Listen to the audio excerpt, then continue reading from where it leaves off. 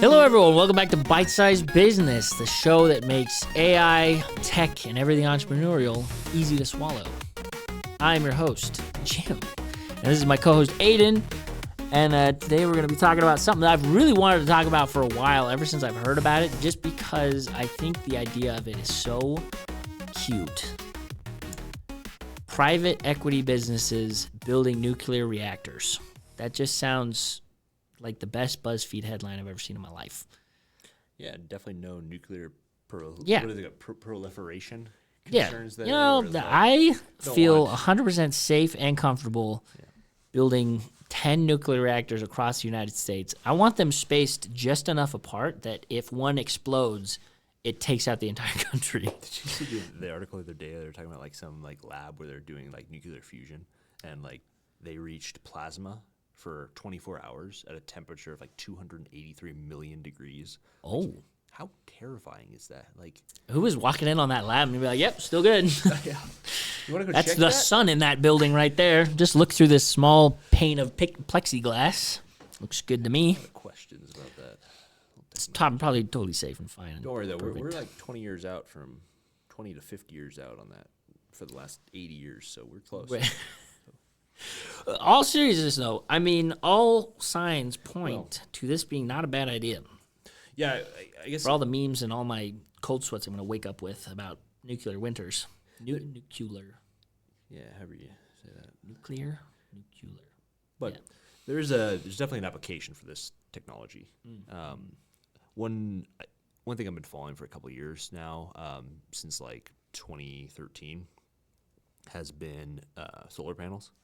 And the big issue with solar panels is this net metering concept. Basically, you've got it's called net metering and the duck curve.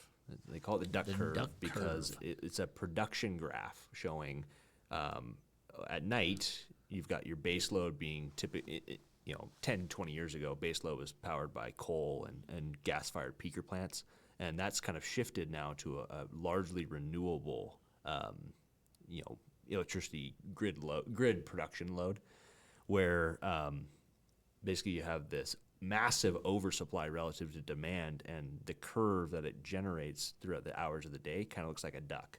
And the problem is that this duck curve is getting worse every year. It's like in California 10 years ago, solar production wasn't that much to really affect that picture, but today it's so dramatic that it's causing power surges where there's not enough consumption on the grid for them to even power on their power plants. What happens is when there's an oversupply in current, you actually affect the hertz, the number of cycles per second of alternating current, and that fries electronics, ruins all kinds of industrial equipment. Goodness. There's a massive problem here with this oversupply of renewables relative to base load. Guys, we're too good. We're getting too good at this. Way too good. Well, it has to do with costs, right? We got to build more buildings. Hold on. Well, we need some consumers. We need consumers that are always on to then allow us to have base load so that it's not so dramatic. Because say you're a small city and you got 50,000 people and your entire city uses 5 megawatts of power. It's a decent amount. It's 5,000 kilowatts of continuous draw. But then during the day, you've got two megawatts of solar power. You got this massive shift from your base load amount. But base load is not stable across the entire day. It's more heavy when everyone's waking up in the morning and they're all using electric water heaters to power their shower. And there's a big spike in the pre-work hours. And when everyone first gets to the office, all the ACs turn on in the entire city. And then when everyone gets home, they haven't been home all day, so they all turn on their AC at the same time when they get home from work. And then they watch TV until 2 a.m. So it's like that's an everyone thing, right? We all watch TV really till 2 a.m. Yeah. Yeah. They were talking about how they're running what's it, World Cup for soccer in England, where everyone will turn on their electric kettle for tea at the exact same moment during the halftime. Yeah, and the effect on base load is so dramatic that it's led to your crumpets are making London go into a blackout. Brownouts, they'll do neighborhood-wide brownouts. Imagine you're watching the World Cup or whatever it is, and your TV goes out because everyone turned on the kettle. So that's the problem that these utility companies are having to solve. How do we adjust base load to be more levelized with production to match this massive oversupply of solar during the middle of the day when electric demand's actually not that high. And how do you change it up so you're not having so much of a deviation from that line? And the solutions are being rolled out slowly, but net metering has kind of been a reflection of this problem because originally they were paying like 10 cents a kilowatt hour for generation.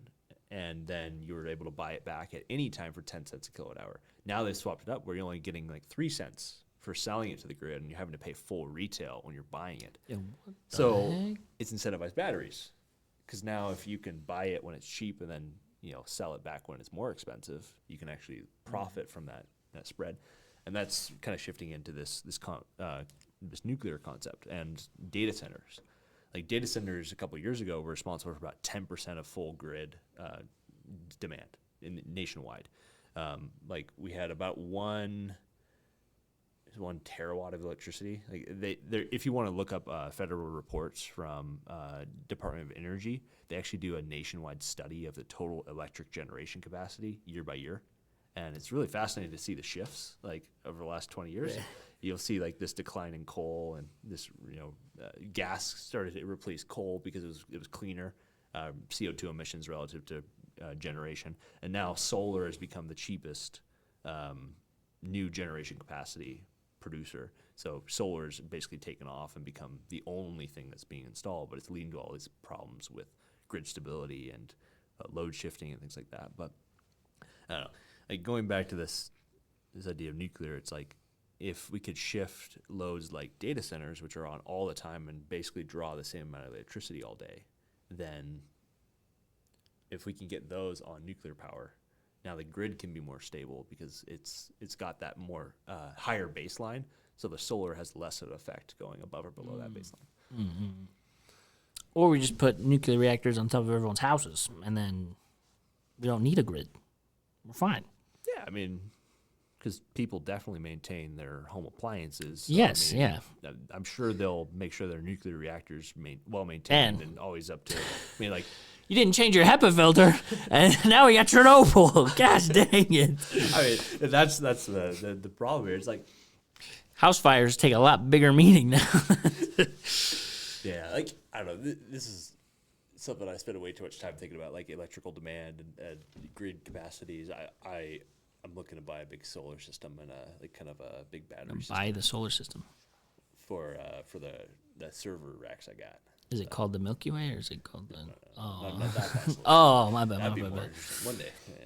I will say I have been seeing a lot higher mention of battery backups to everything. I mean, before it was if you're not a giant business, why that's not even something you'd think about or less hear about or anything. Right. But now, I mean, they have a consumer size backup battery. Basically, you just have it on your house. Yeah, I mean, what was the article that came out today? 1,000 power walls per day. They hit a production milestone at the Tesla factory like literally 2 days ago, where their run rate is faster than it's ever been for these power walls. And they're not huge batteries. Like their Gen 2, it was like 7.2 kilowatt hours, and their Gen 3 is supposed to be 13.5. So, I mean, your average home tends to consume between 50 and 60 kind of kilowatt hours per day. So to be able to fully... I want to run my house off my Tesla. Well, your Tesla cars, there's more battery capacity than that than a Tesla Powerwall. But like your short range is like 60 kilowatt hours. So there's actually a lot of power in a car. But anyway, yeah. In Teslas specifically. But well, one thing that's coming up with nuclear reactors is some of these businesses have been hitting problems with them.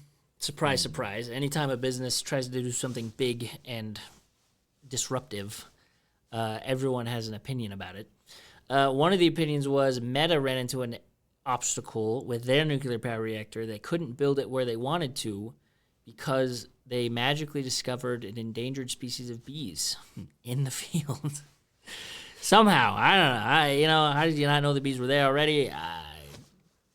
What makes them endangered? I guess bees all over the world are endangered, which I don't know how that isn't a problem that hasn't been solved yet either. You just convert one of these like malls that are dead into a giant beehive. Yeah, I'm like, what's the problem? Brett. But so Meta's had to. They said it didn't stop the project, but it has definitely pushed it back a little bit. Yeah. Meta, right now, it's the race to see who can get the first one up and running, And like anything else. And like a lot of this is just driven by like, efficiencies of scale. Like, I keep seeing these articles in the tech space talking about gigawatt scale, data centers. Like, and the problem has been that there's not a lot of places where the grid interconnects are large enough to be able to do that kind of power draw in one area, and that's what nuclear is kind of solving. Because nuclear plus solar on the grid that's already existing is kind of the perfect scenario, because your computer is using the same amount of power all day. It's running the CPU, it's running your RAM, it's running your hard drives, all that stuff, and it's almost flat. If you're a responsible computer owner, you never turn it off ever. Never. Ever. Nope. Yeah. It's not 4 good for the hard years. drives.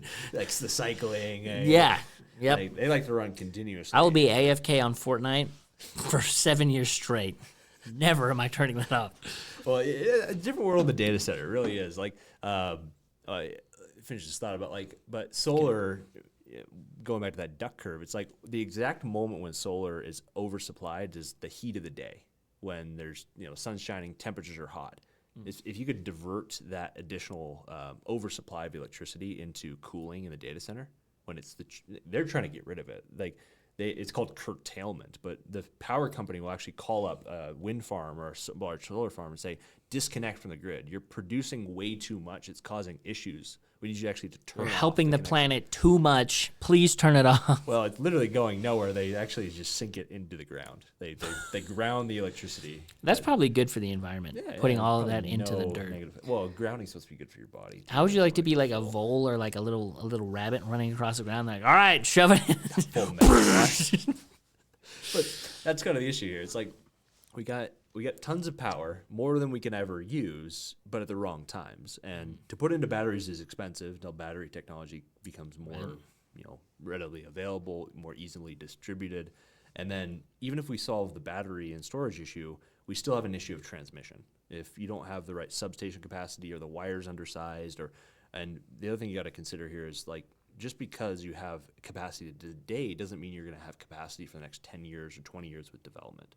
So if density gets higher in cities, power consumption on the existing infrastructure, which is degrading over time because of maintenance requirements, you got this kind of doomsday scenario where all that has to be upgraded. It's expensive, because with electrical wiring, you can't just add a second wire.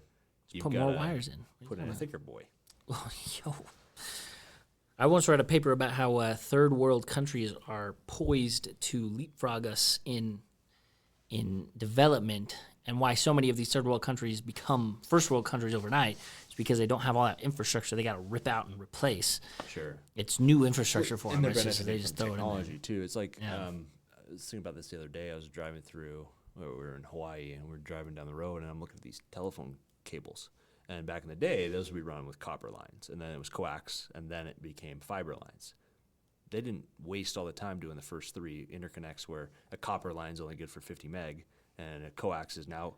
Originally, coax was capped at 100 meg, and I was like, oh, that's plenty of capacity. We'll Like, when are we ever going to use more than 100 megs? And now 100 meg is unbearable. And now the other thing is, coax technology over the last 30 years has moved from 100 meg max to 300 meg. But fiber is, you've got multi-gig speeds coming through there. So it's like these rural communities didn't have to lay all this, now irrelevant technology and infrastructure. Instead, they can just skip all those steps and go straight. They went from having barely any internet connectivity to fiber optic. Just started with fiber. And that's the beauty of it. Like, they didn't have to go through all those iterative steps and all the expenses related to that. We got to be the guinea pigs, and they're reaping the benefits. Now, delayed benefits, but they don't have to go. Yeah. What's the I've been seeing a meme going around on TikTok. It's in reference to some story. I need to look it up. But it's when you leave your planet you wake up from hypersleep, going to a new planet, and you realize that the civilization has already been built, because after your ship left, they built a ship That's faster. And it's like, well, but now you get to land on the new planet, and it's already a built civilization because they got there way faster. But I remember the biggest, I think most apparent to everyday life change in technology is I remember as a kid, you could buy a 5 gigabyte drive, but it was like $60. And now I get 128 gigs flash drives for like free with my tech products I buy. Yeah, and it's interesting. Sorry, I'm doing math in my head because I had a backtrack thought to earlier. But you're talking about how like consumer electronics are so different than like the enterprise grade stuff. But one of the interesting metrics there is the concept's called median time between failure. But essentially, it's the number of hours that a hard drive spins on average when it's in a cluster format between failures. It's over 2 million hours. So if you have an array of 16 drives and 2 million hours divided by 24 hours in a day.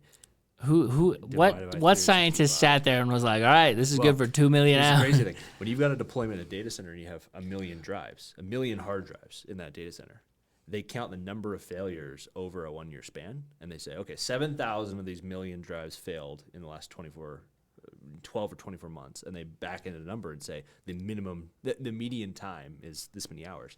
But it's like, if you're running continuously for, did I do my math right? But 2 million divided by 24 is 83,000 days divided by 365 days in a year, 228 years. So on average, your drive failures once every 228 years with 2 million hours between failures. But that's kind of the difference in consumer versus enterprise standards and grades. Like the power consumption is so much higher. The tolerances for failure and for error are a lot lower too. Like in one of these examples is like ECC memory, ECC error correcting code, I think is what it stands for. But essentially when data is written and read from RAM for programming, it's checking to make sure that data is still the same as when it was initially written.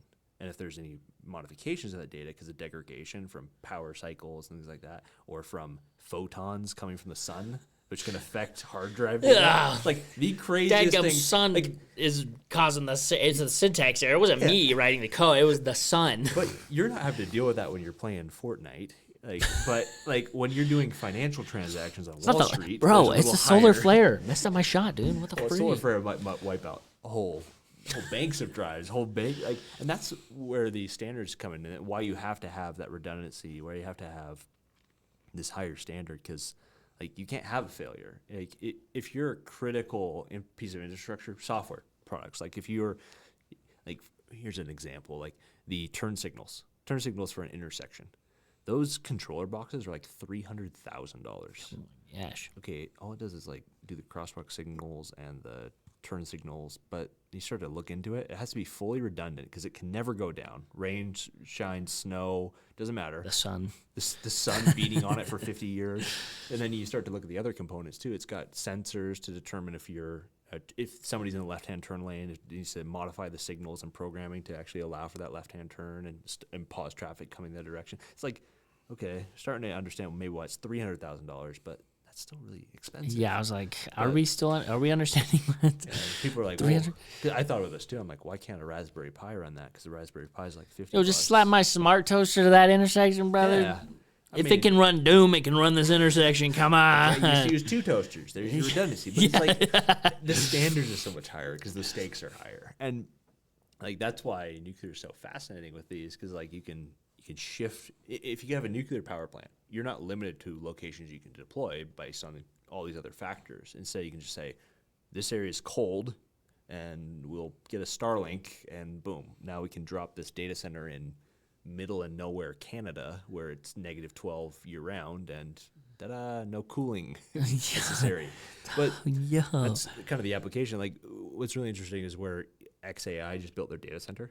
No interconnects. I saw this article the other day, but the TVA, Tennessee Valley Authority, runs a lot of the dams in that area, and they're basically the largest electrical utility company. They're part federal and part private, but they just finally approved Elon Musk's request for 150 megawatts of power. Okay, large data centers right now are already way past 150 megawatts, but their initial, made it. like the first 50 megawatts of power, all gas generators. Like imagine you live next to this data center and this guy is running 50 megawatts of diesel generation. A diesel generator is like a train running 24/7, and each train is only capable of producing 2 megawatts. Yo, So what? 25 of these fetchers in the parking lot. Bruh. Like, so 150 megawatts is 3x that much power. He's already using that 50 right now for the 100,000 H100s, and they're trying to push that way further than 100,000. So it's like to see the scale, and that's only 50 megawatts. A small nuclear reactor, the size of a shipping container, or like one little trailer tractor on the back of a semi truck, can power this whole data center where it is scale wise. Do they have micro nuclear reactor that can fit on the back of your trailer? Yeah, I mean, the military's been developing. They want like the mobile kind of, because a big problem for them has been, okay, lasers, right, to shoot down incoming mortars or to shoot down drones, enemy drones. Like, they've got the lasers. They've already figured out that part of it. But how do you power the laser? You got to do it quietly.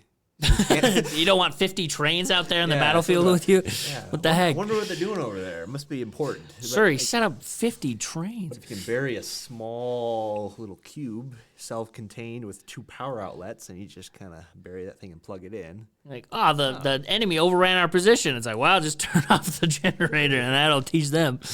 But I like so like the technology is being developed for different purposes, but like it already exists. Like we've had small nuclear reactors for U.S. like naval subs, for aircraft carriers, for these different. That makes applications. sense. Did you see the blueprints for like the nuclear powered aircraft carrier?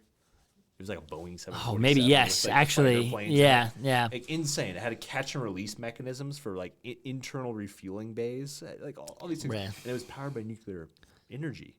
The thing could stay aloft for like indefinitely. It's like the Captain America like floating aircraft carriers, like that's a fantasy world. This was like something when Boeing actually can we- sketched up. Like Yeah, I guess that makes sense. Which, I mean, has been the precedent for all of human history, right? I mean, the military developed it first, and then it Right. becomes consumer grade after that. it's like somebody's gonna fund the initial like that idea is so stupid. And the off chance it works kind of phase, and then you get Private, let's go for it. Heck yeah, we got government contracts. Make it happen. Yeah, this is why every military contract you're just like, well, that's more than making 50 lifetimes for bolts. Why does this hammer cost $5,000? The Wait a latest is second. like Boeing had like some controversy where like their soap dispensers. Boeing's had the some laboratory- controversy. They've had Yeah, a few. a couple, but this one was like $100,000 for a soap dispenser that you'd find in a commercial bathroom. Like the markup on it was absolutely insane. Some Area senator was 51 has to fund itself somehow. yeah, Okay, yeah, that's yeah. They Like, have to. gotta invoice it for it here, and then it's free over here. Yeah, it's for the alien containment. We talked about this on Looney Tunes Back in Action. Okay, we already know. That's why we get a lot of our science from. It's actually just Looney Tunes. But Yeah. Also, I think that joke came from Independence Day, I believe. Somebody was like, "How are we storing all these aliens and no one knows about it?" It's like, "Sir, you really think a hammer costs $5,000?" And it's like, "Whoa." okay, I'm putting that That's- together. That's yeah. actually kind of a funny line. Yeah, no, that's You're one of those 100%. conspiracy nuts, huh? Bruh, what? Yo, what? Dude, the older I get, the more I'm like, there's something. These conspiracies, you know. That might be my favorite. There's meme of something this to 'em. recent kind of cycle is like, man, we got to make up some new conspiracies now because all those other ones were proven right. There's too many that are turning to be true. Wait a second. Ugh.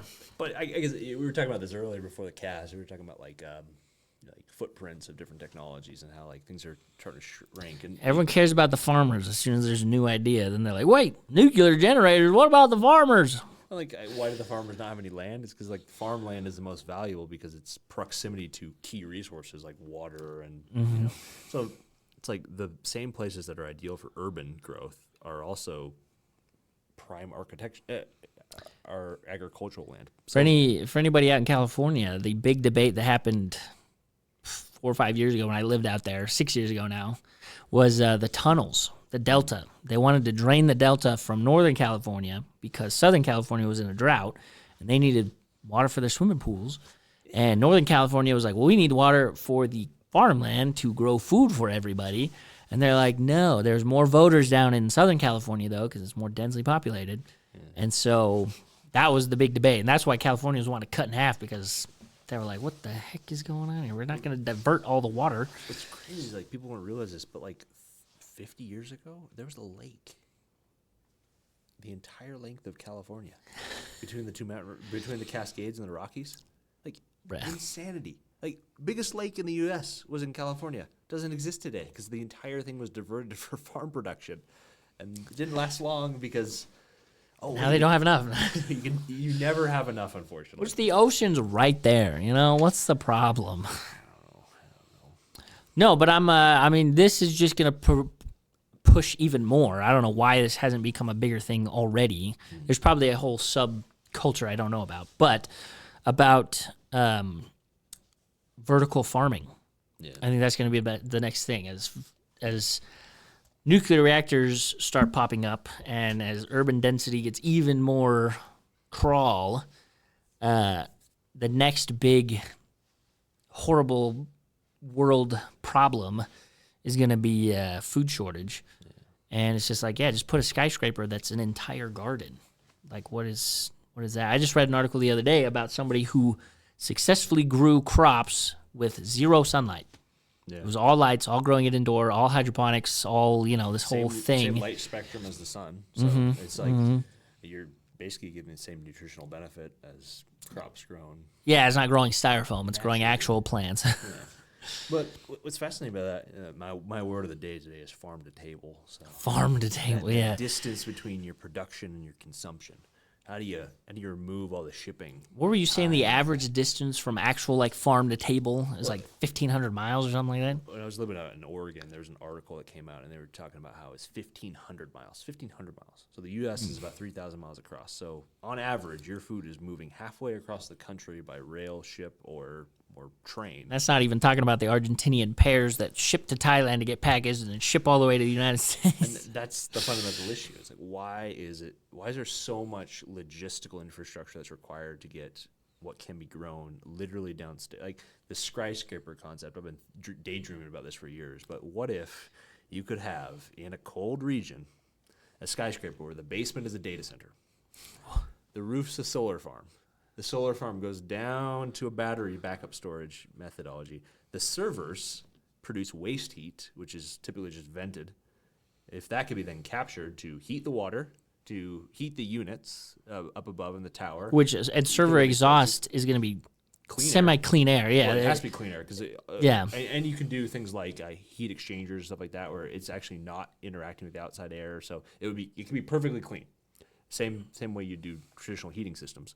And then using that waste heat to then grow crops, because now you can climate control year-round in that space, and you can grow things like strawberries or these things that wouldn't be native to the climate because it's in controlled space.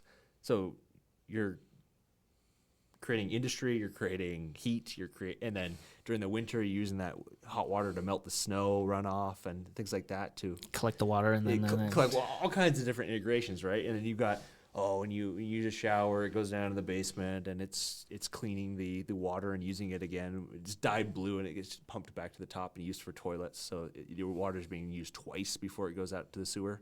It's like all these little gains that can be created, and now you've got this perfect kind of eco-friendly building, and now your farm to table is 2 floors instead of or B2 to floor 6. It's like you've completely eliminated, and it's fully organic, no pesticides, no, because there's no intrusion from pests, because it's totally controlled.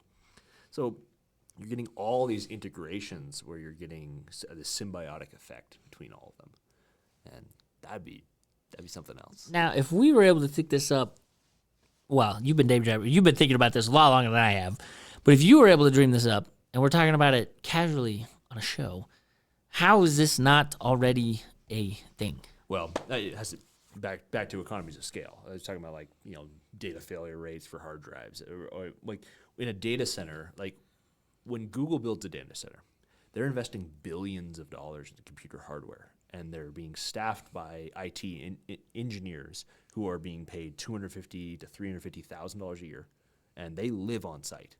It's keyed access. They have armed guards at these facilities because the data that is inside of them is so valuable. It's the data from thousands or millions of customers and their customers.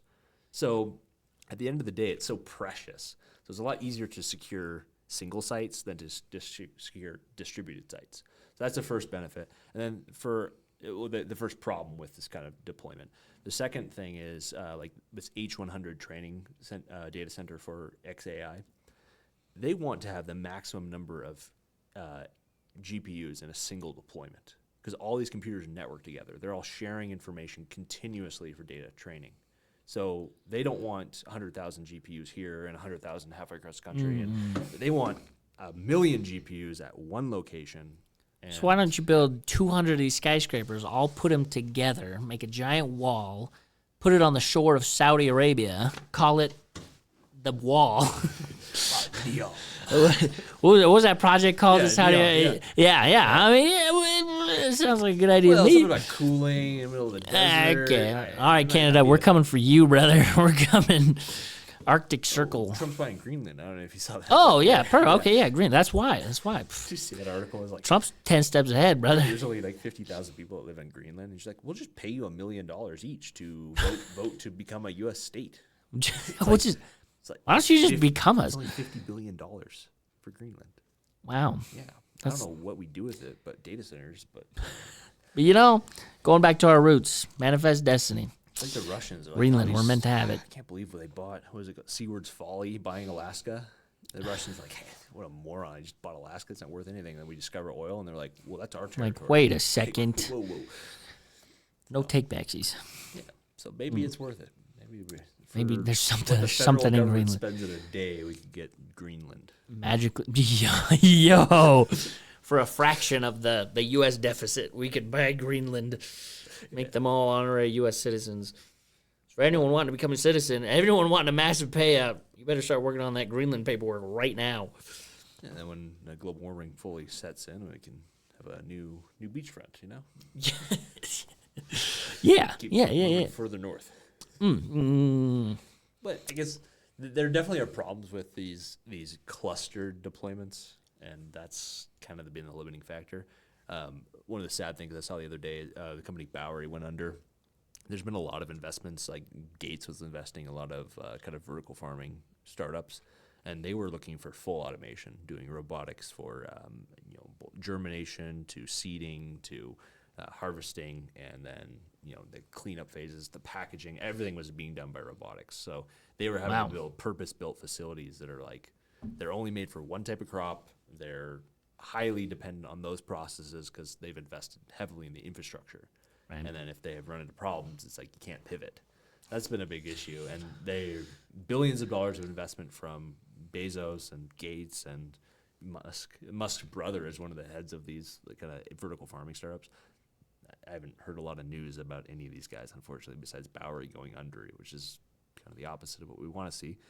But the problem goes back then to logistics. It's like, cool, you can grow, if you can plop down a 100,000 square foot warehouse and produce 50 tons of lettuce in the next 2 days, and you're having to harvest every 2 days because you've got cycles throughout this building where this is stuff you planted on day 1, and this is day 3, and this is day 5, and you're harvesting continuously different crops. It's like, you got a new problem. It's like, where do you ship all this stuff? Where's your consumers? Eating all this food. Yeah, I think Bowery was trying to do a subscription box. They're trying to partner with chef, chef boxes, like they send you.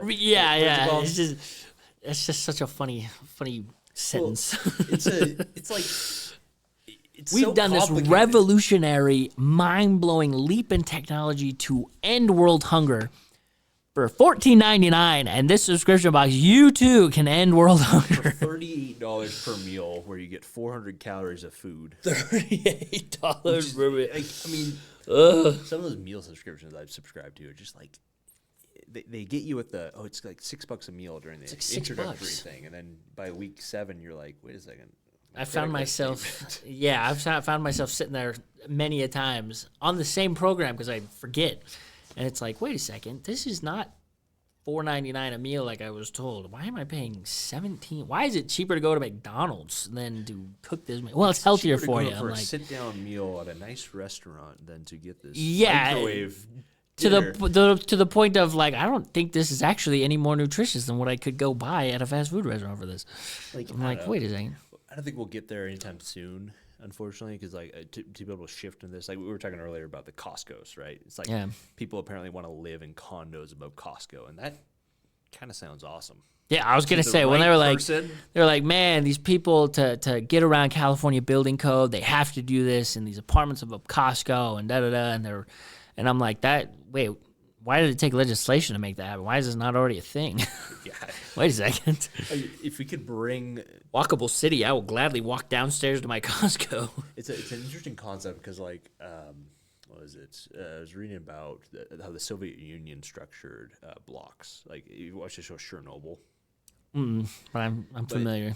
They built these whole towns focused around specific industries. Now, we're not communist, and Yo, what? hopefully we never are communist. But because they had this state oversight, and they just said, "You're going to be a coal miner. You don't have any choice. Like you're moving to the middle of nowhere. Congratulations, you're a coal miner. And what they would do is they'd build these city blocks where they're quadrants. Each quadrant would be an elementary school.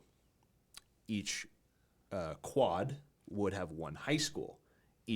It have a high school, a movie theater, a grocery store. These would have bakeries. Like it was master planned where the exact ratios of people to services were all mapped out. And like, okay, well, there's going to be 7,500 people in this block. That was the magic number. That was like 7,500 people would support a high school. And then they need this many people to have an elementary school. Like they did a little math. And these people got to be producing these babies that make this all work. But what's interesting about these is that they're highly walkable cities. They weren't Yeah. dependent on, it wasn't, I don't really want to go to that thing because there might not be parking. It's like, what a crazy concept. That's the limiting factor. No, it's like the whole city was walkable.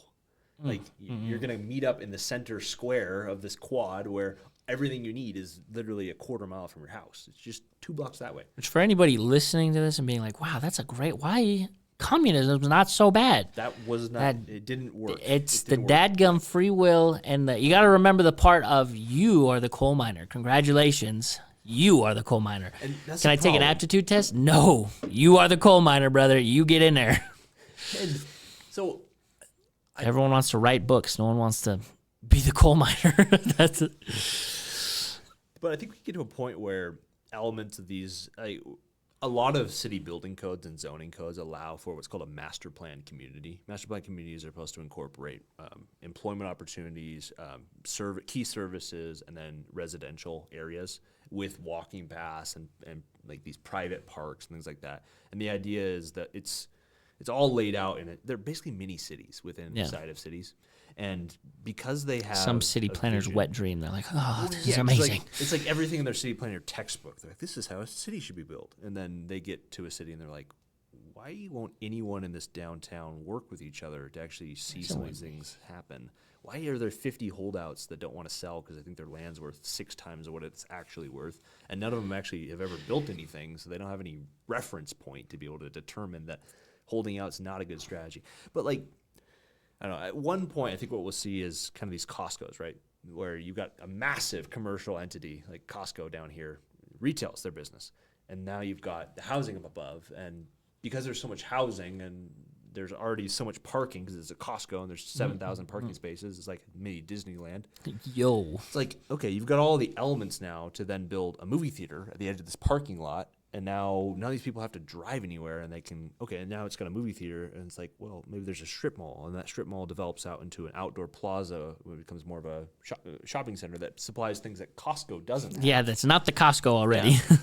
Symbiosis. Symbiosis. But the problem with these is like, okay, take that plan to a bank and, okay, we're going to build a master plan community for 7,500 people. Okay, so it's 3 people on average to a unit because you got, a family with 1 kid on average.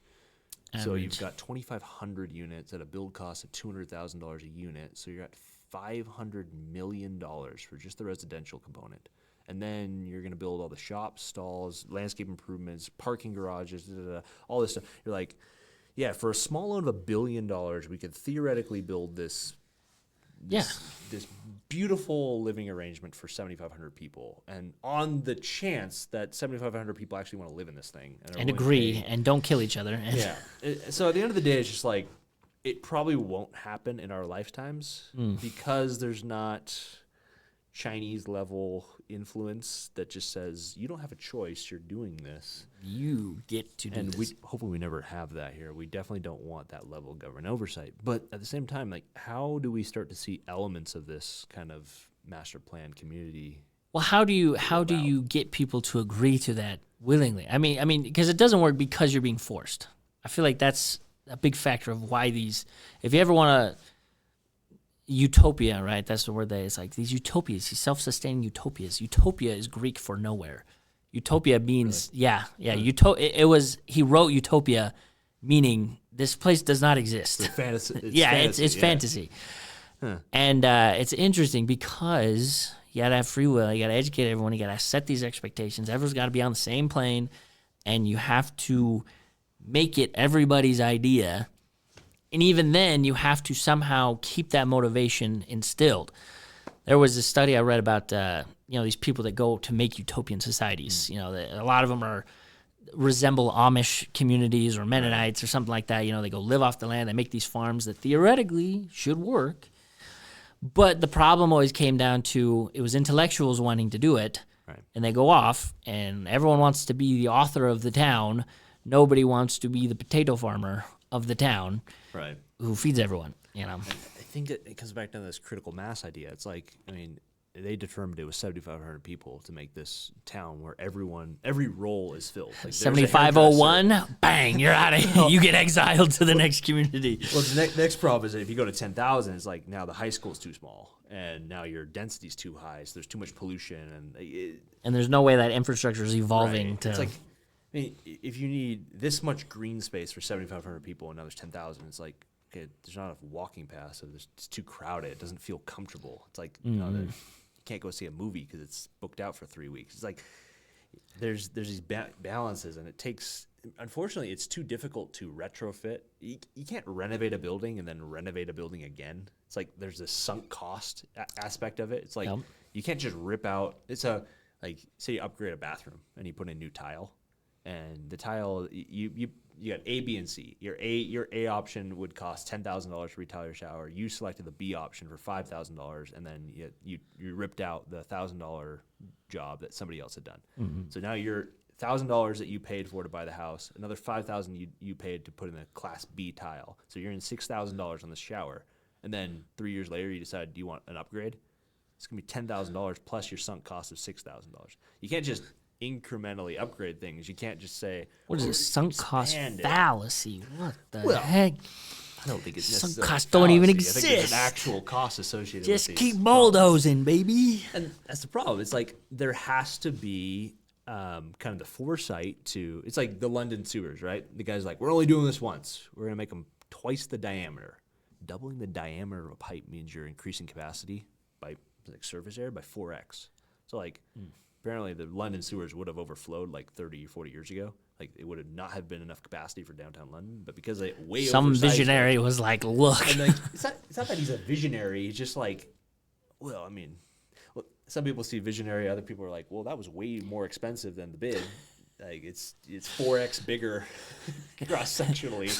Sir, look, I know we eat a lot of beans and coffee here, but let's not get crazy. Yeah, that's the problem. It's like, when you're taking, what is another great example? There's that guy in Japan. He put in the floodgates for his town, and people are like, "This is the dumbest. This guy wasted all of our town's budget for these floodgates, and they never got used during his lifetime." But a couple years later, there was a tsunami, and the town closed the floodgates for the first time ever, and the town was saved. Like, they were the only major town that wasn't affected with the tsunami, and everyone was like, that guy was a genius. But he spent his entire life being told he was a moron.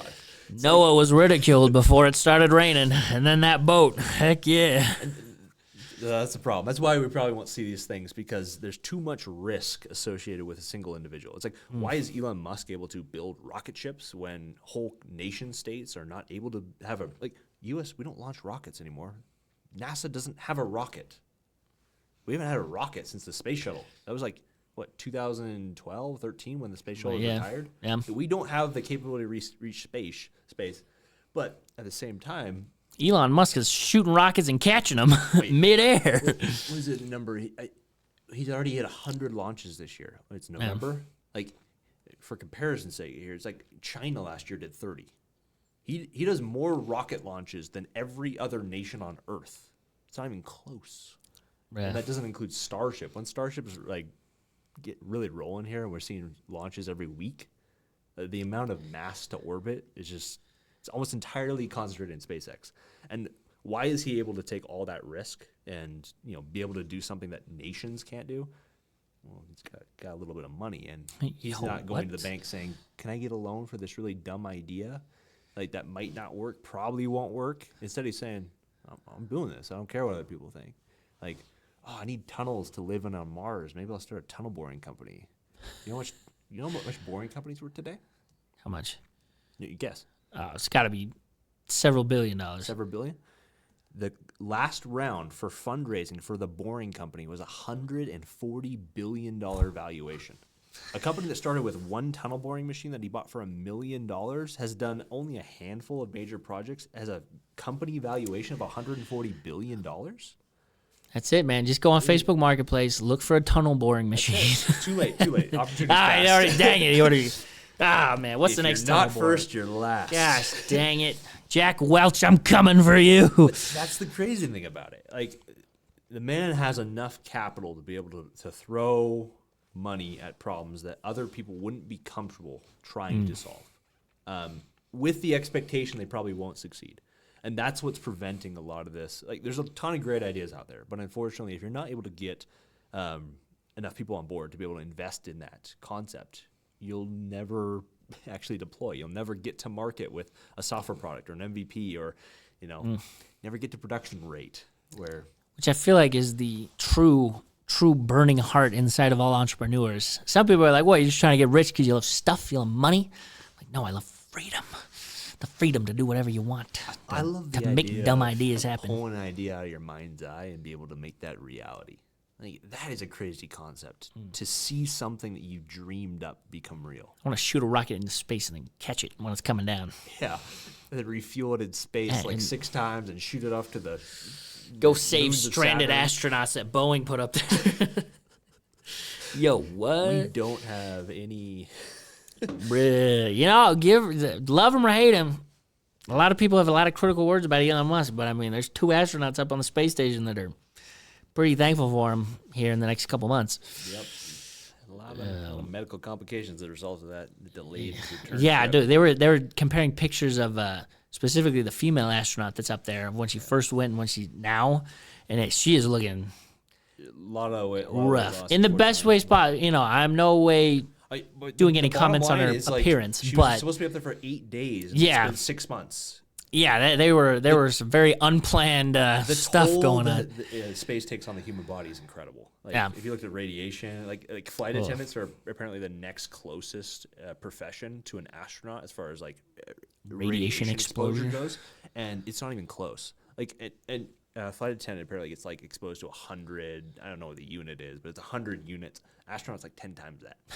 It's like, She's coming back with some gansers. I mean, unfortunately, it's like, was it Mark Kelly, the current U.S. senator? Oh, he was a senator, I think, from Arizona. But the radiation exposure he's been exposed to is so much that he couldn't ever return to space. Like, because he was doing that trial where his brother, his twin, stayed on Earth, and they did all the vitals before and after, and his height had changed by 2 inches. His age was drastically different biologically than his brother. It's just like, it takes a toll. And what's interesting about kind of where we're headed is if the cost for space launches keeps decreasing, it's less of a concern. You can send up more shielding. You could send up, like, one of the best ways to shield against radiation, dirt or water. So it's like Water, huh? Water. Interesting. Like, have you seen nuclear waste pits? Basically, the reactors are submerged for these waste pits, and they'll basically just keep the rods, and apparently in like 4 or 5 feet of water, it's enough to basically stop all radiation leak. Wow. So, I mean, pretty incredible, like, I mean, very very basic, right? Water Yeah. is the Yeah. solution to this problem. You don't have to have lead line the entire thing or anything. You can lead line it. That'd be very heavy. But Yeah. hey, what if you could build a spaceship where the outer shell is completely just water tanks, Just a right? And you bubble. live in the center. Now you're radiation shielded, and it's water, something you actually can use. That's the water I want to be drinking. This has been soaking up all that radiation. It's purified. It's, yeah. Just put it through your Brita. It'll be fine. Just double filter it. Yeah. If you like to buy a Brita filter, it's down there on the Amazon just link. click the link. But I recently saw a TikTok about people that went hiking and they took a Brita filter with them, like a Brita pitcher.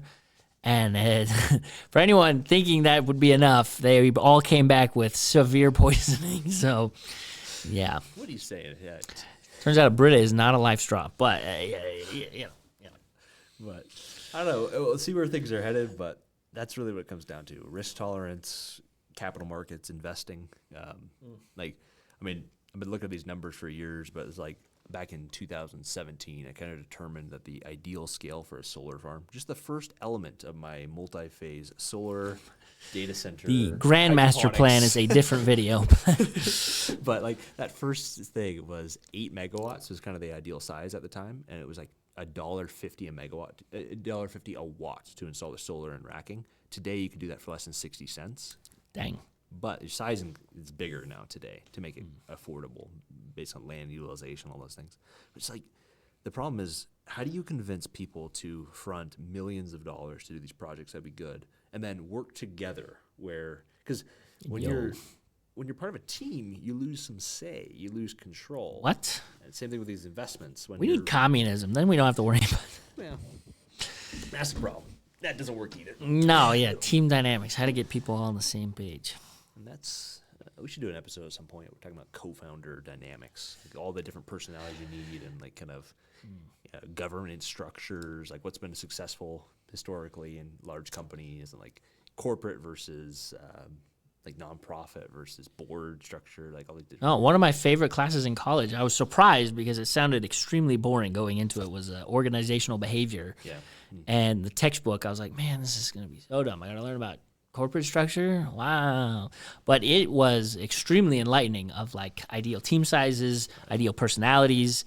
It was interesting that the textbook, I thought it was going to be pushing some like diversity stuff. Like, oh, you want lots of different people from lots of different ways. And they're like, dude, if you want a successful team that works together, make them maybe a little different, but not too different. It even went as far to say is like, you probably want people from the same race, or most of the people from the same race on the same team for the same background. It's a racial thing. It's just like same culture same kind of cultural thing. Yeah. background, same experiences, like same. You want to have varied experiences so you can draw on the different perspectives, right? But at the same time, you don't want those experiences to be so drastic that they create conflict. Yeah. But yeah, I mean, we could do a whole podcast. There's a whole thing. And it also went on to talk about where you want conservative people and where you want liberal people. Of like, you want conservatives in management because you don't want your management doing drastically different ideas all the time, because then your machine's going crazy. But and by conservative, we're not necessarily meaning politically. politically, We're talking about, like, we're talking about mindset. Conservative, the willingness to change direction on projects.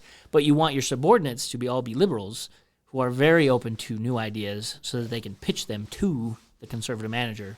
Another podcast episode we should probably do is talking about like bureaucracy changes, like how like startup culture differs from corporate culture, and why those shifts occur, and why looking at like the financial inputs and risk tolerances by investors at different points along a company's journey, and how that affects like internal hierarchy. Yeah. And, it'd be either it would be the most boring podcast ever to watch as a viewer, or you think that is fascinating. That is crazy cool. It's really interesting. All this boring stuff, they're just like, man, what the heck? And you're like, no, there's some very... Because it's interesting how it plays such an important part of everything you do. Right. I'm like, who makes up this team? How do companies work forward? And really, it gives you the tools of, if you understand the rules of the game and you understand how to play it, you immediately have an advantage over everyone else, because you know these immutable laws. It's like someone that understands gravity is going to be way more successful in life than someone that does not understand gravity and how it works. If you understand these laws of nature, you're going to win. You're gonna win. You're going to win. if you put in the work. Do it. And that's been Bite Size Business. Thank you so much for joining us, the show that makes business, tech, and all things entrepreneurial easy to swallow. I've been your host. Thanks for joining us. Click the link below or all around me to see our other podcasts, our other videos. If you have any comments, we do read every single one of our comments, and we try our very best to respond. But even if we don't respond, know that your words are going into my heart. Definitely influence some questions. Exactly. And you might make me cry, but yeah.